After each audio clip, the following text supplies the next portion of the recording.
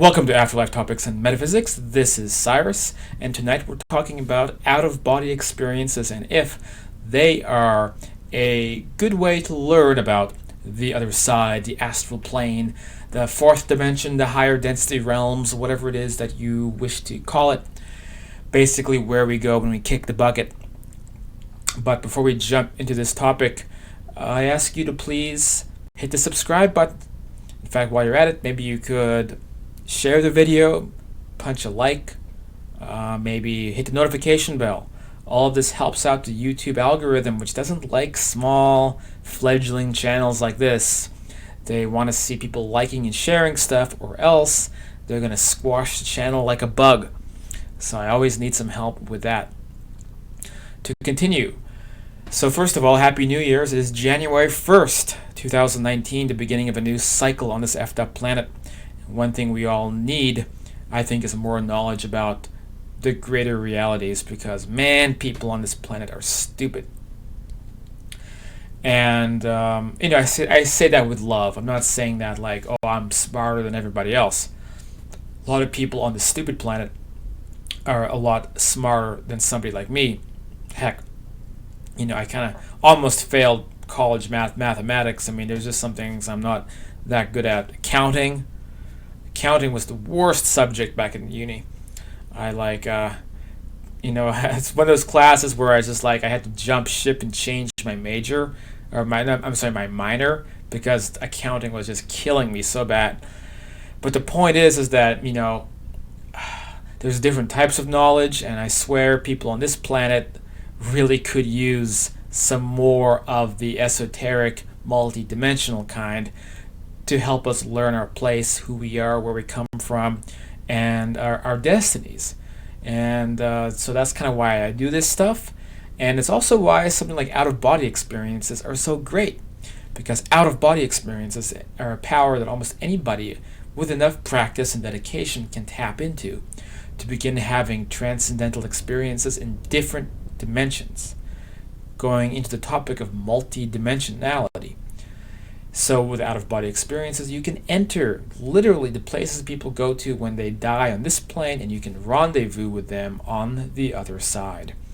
Very often, that's how people have out-of-body experiences, because they have a loved one on that side who they want to go and meet, and that energy just draws them in.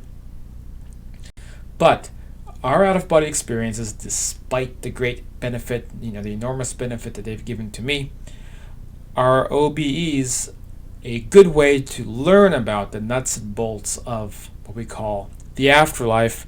My answer is yes and no. The issue with all out-of-body experiences is that there's this barrier that people have to go through to get to what we call the astral planes. The whole time you're having an OBE, you're tethered to your physical body here. So much as like a dog barks outside your window, which happened to me recently when I was having an OBE, super annoying, then you'll be snapped out of the OBE state, and you'll come back to your body just like waking up from a dream, because you're tethered to your physical body. Now, in the physical body, you have this thing called a brain. The brain is processing information from many different places, realms, including your higher self, and what we call the dreamscape, the subjective world that we all go to when we create dreams. Our higher self creates these environments that we have complete control over, and they themselves are like mini universes, mini worlds that our mind can create, populating it with kind of like non-player characters that our higher self makes. And then sometimes we may even meet autonomous entities in our dreamscapes. Many people have contacts with advanced extraterrestrials, advanced guides. They use the dreamscape as a way to make contact with us. So they create a dream, or they enter our dream, and then they communicate with us that way, visiting us. And that's a whole different topic for another time. But the point is that there is that dreamscape layer, and then like above the dreamscape layer is possible real experiences on the astral plane, the fourth dimension, kind of the objective, shared, real world akin to the world we're in right now. But to access that place, we have to kind of travel through the dreamscape. So people who do astral projection, the trick is finding a way to dismiss the dreamscape, making it go away. And then from that point, gaining access to the real world, the astral world that might be happening behind the scenes. And what this means in layman terms is that your astral experience could be getting interfered with by hallucinations, because that's one kind of negative way that we can look at dreams. Mind produced hallucinatory experiences, trips created by the brain producing chemicals. And that means that it can muddy the waters.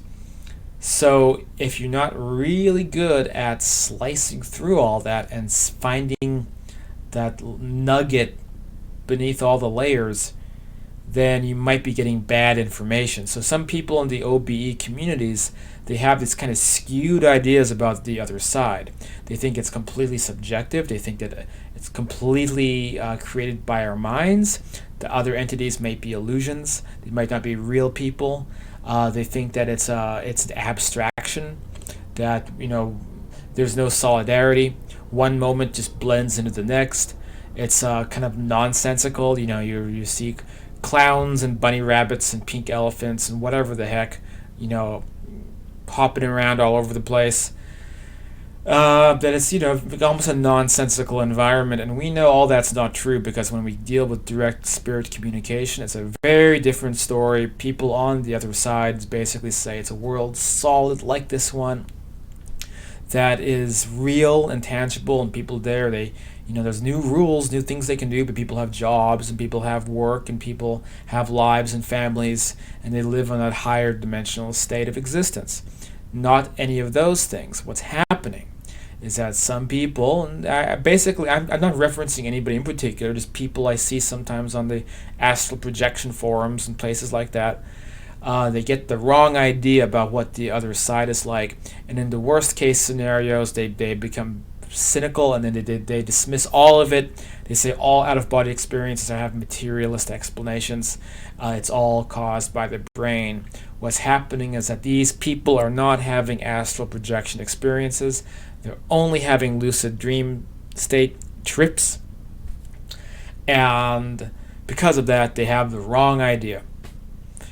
Even a really good OBE-er can confuse these states and find themselves bringing back information from a dreamscape environment and thinking it's the astral plane.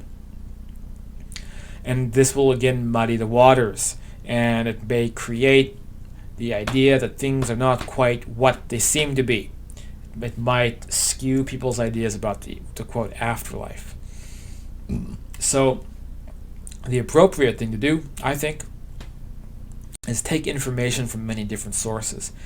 Near-death experiences are a purer trip into another dimension, because it's not so much connected to the brain, because usually the brain is shut off completely. You're still connected by the silver cord, the energetic filament that will keep you tethered to the body, but it's not like going through the filtration mechanism of the brain.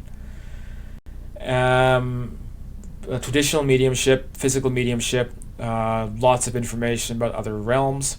The skull experiments are an excellent source of information, and other legitimate physical mediumships. Leslie Flint is one. You have ITC and EVP tech, whether that's some of Mark Macy's work was interesting. So is, of course, Sonia Rinaldi's. There's many sources of information from people on that side communicating with this side. So to get a well-rounded perspective of what the afterlife is like, you really need to look into all these sources and not just focus on one, because with just one source, you can kind of bottleneck the information and be focusing so much on one subject, you're missing all the other stuff happening behind the scenes. So, ultimately, OBEs are a very great thing to practice, because it will connect you to that side. It's connected me to deceased loved ones, and we all have that potential to open that ability up within us. But it doesn't mean that we should hold that as the primary source to learn about the afterlife, because basically when I first began doing OBEs, I met this kind of mentor on the astral level who told me the primary lesson to somebody who's beginning in this area, which is you won't know what it's truly like to be here until you die and come here for real. And he said once you do, you'll discover it's a completely real and solid place, just like the world you're in now, and it's one of the best feelings you can ever experience, realizing that, hey, life goes on, here I am, it's a real place. When you go out of body, you're essentially, it's like you're cave spelunking into this other dimension, and you're receiving bits and pieces of it, but it's not the full experience. And as a result, it's possible to get the wrong impression. So just keep that in mind. This is basically what he told me, and I've kept that in mind, and I think you should keep it in mind also. And learn about OBEs, practice them, and listen to people like me about our experiences on that side, but don't hold it with absolute certainty. Even I have to question my own experiences sometimes, but when I report my experiences to talk about what the other side is like, I only do it if I meet certain criteria, including of complete sensation of leaving the body. So unless I feel myself energetically, disconnect, then I'm not going to trust the experience, because it could be getting, shall we say, interfered with by the dreamscape plane that is between here and wherever we're trying to get to astrally. So I hope this video helped you. If you like this kind of stuff, then click show more on the YouTube description, and you can visit like afterlifetopics.com. I have books like Understanding Life After Death, The Afterlife, and Beyond. We have the big Facebook group. We have the bi-weekly classes, all stuff you can get involved with. And I'll see you on the next video.